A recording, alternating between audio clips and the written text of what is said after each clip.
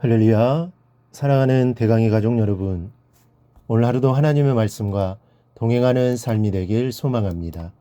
오늘 함께 나눌 하나님의 말씀은 열왕기하 10장 21절에서 27절 말씀입니다.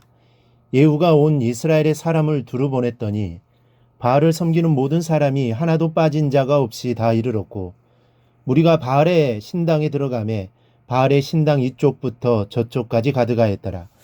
예후가 예복 맡은 자에게 이르되 예복을 내다가 바알을 섬기는 모든 자에게 주라 하매 그들에게로 예복을 가져온지라. 예후가 레갑의 아들 요나답과 더불어 바알의 신당에 들어가서 바알을 섬기는 자들에게 이르되 너희는 살펴보아 바알을 섬기는 자들만 여기 있게 하고 여호와의 종은 하나도 여기 너희 중에 있지 못하게 하라 하고, 우리가 번제와 다른 제사를 드리려고 들어간 때에 예후가 80명을 밖에 두며 이르되 내가 너희 손에 넘겨주는 사람을 한 사람이라도 도망가게 하는 자는 자기의 생명으로 그 사람의 생명을 대신하리라 하니라. 번제 드리기를 다함에 예후가 호위병과 지휘관들에게 이르되 들어가서 한 사람도 나가지 못하게 하고 죽이라 하매 호위병과 지휘관들이 칼로 그들을 죽여 밖에 던지고 바알의 신당 있는 성으로 가서 바알의 신당에서 목상들을 가져다가 불사르고 바알의 목상을 헐며 바알의 신당을 헐어서 변소를 만들었더니 오늘까지 이르니라. 아멘. 이스라엘 왕이 된 예후는 종교개혁을 과감하게 전개해 나갔습니다. 이 개혁이라는 것은 말처럼 쉽지 않다는 것을 아마 여러분은 잘 아실 겁니다. 중세시대에 이 종교개혁이 일어날 당시에도 쉽지가 않았습니다. 기존의 모든 것을 뒤집어 엎어야 하기에 반대가 심할 수밖에 없습니다. 그리고 계속해왔던 것을 바꾸어야 하기 때문에 쉽지가 않습니다. 그 당시 종교개혁을 일으켰던 루터나 칼빈 그리고 쯔빙글리와 같은 개혁자들은 수많은 핍박을 당했습니다. 목숨의 위협을 당하기도 했습니다. 그만큼 이 개혁이라는 것은 쉬운 일이 아닙니다. 그리고 개혁을 시도한다고 해서 다 성공하는 것도 아닙니다. 실패할 가능성도 많습니다. 당시 이스라엘은 아합의 시대에 깊이 뿌리를 내렸던 이 바알 숭배가 전역에 퍼져 있었기 때문에 대부분의 국민이 바알 숭배자들이었습니다. 그리고 우상을 숭배한다는 것에 대해서 이제는 이 별다른 죄책감도 없었습니다. 이런 상황에서 예후가 계획하는 이 종교개혁이란 과히 엄청난 일이 아닐 수 없었습니다. 그럼에도 불구하고 예후의 종교개혁은 큰 성과를 거두었습니다. 예후가 종교개혁을 성공시키기까지 그는 철저한 계획을 세워 진행했음을 알 수 있습니다. 18절에 예후가 뭇 백성을 모으고 그들에게 이르되 아합은 바알을 조금 섬겼으나 예후는 많이 섬기리라 라고 선포합니다. 예후가 왕이 된 후에 자신은 아합보다도 더 열심히 바알을 숭배하겠다고 공포를 합니다. 그러나 이는 예후가 바알 섬기는 자를 멸하려 하여 계책을 씀이라고 기록하고 있습니다. 예후가 이렇게 말한 것은 바알 섬기는 자를 완전히 멸하려는 계획이 있었던 것입니다. 그리고 바알의 모든 선지자와 모든 섬기는 자와 모든 제사장들을 한 사람도 빠뜨리지 말고 불러 내게로 나오게 하라고 명령을 했고, 모든 오지 아니하는 자는 살려두지 않겠다라고 공포를 합니다. 이렇게 모든 바알 숭배자들을 불러 모으고 바알 앞에서 제사를 거행합니다. 그리고 23절을 보면 그가 여호와를 섬기는 성도들을 보호하기 위해 바알을 섬기는 자만 있게 하고 다른 사람 모두 밖으로 내보냈다라고 합니다. 이때 예후가 미리 무장해 두었던 80명의 병사를 명하여 바알 숭배자들을 모두 죽여버리게 됩니다.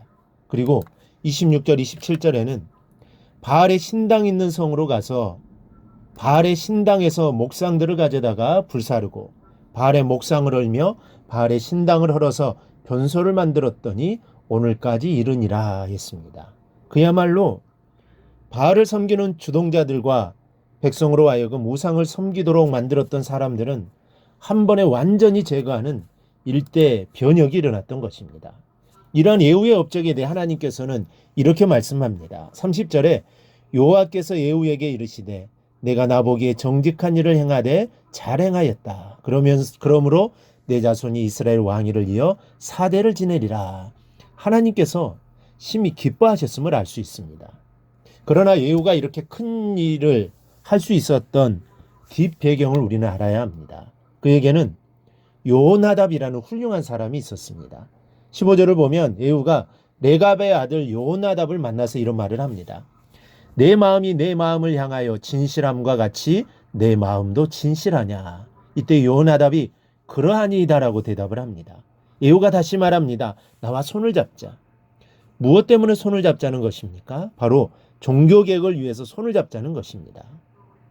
요나답은 모세의 장인의 자손인 레갑의 아들로서 굉장한 의인이었습니다.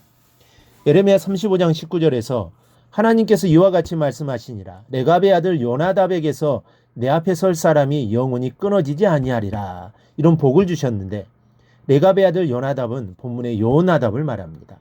그리고 예레미야 35장에서는 레갑의 후손들이 요나답의 명령을 잘 지켜 의롭게 살았는데 유다 백성들은 하나님의 명령도 듣지 않았다라고 하나님이 한탄하시는 모습이 나옵니다. 그만치 요나답은 지도력이 있는 사람이요 온 족속에게 존경을 받던 인물이었습니다. 이런 신앙의 사람을 예후가 등에 업었던 것입니다. 예후가 나와 손을 잡자고 제의했을 때 요나답은 그의 마음에 종교개혁에 대한 열망이 가득한 것을 알았고 종교개혁을 위해 흔쾌히 손을 내밀어 예후와 뜻을 모았던 겁니다. 우리 사랑하는 여러분, 예후가 우상을 척결하고 하나님을 섬기려고 했을 때 요나답이 그를 힘껏 도와주었거늘 하물며 살아계신 우리 하나님께서 저와 여러분을 도와주시지 않겠습니까? 우리의 마음이 주님을 향하고 삶의 목적이 주님을 향할 때 주님께서는 여러분의 일거수일투족을 도와주실 것입니다. 반드시 함께 하실 것입니다. 그러므로 우리는 늘 하나님이 기뻐하시는 일이 무엇일까 생각하고 그 일들을 이루어 나가는 자가 되어야 합니다. 그러면 하나님이 나에게 사람을 붙여주셔서 그 일을 함께 나가도록 해주실 것입니다. 교회에서도 우리가 하나님의 일을 할 때 함께 해야 합니다.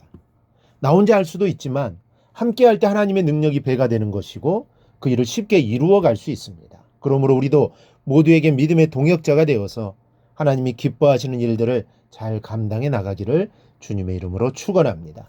오늘 묵상한 말씀을 굳게 잡고 삶으로 실천하며 살아내는 대강의 모든 성도들이 되기를 축복합니다.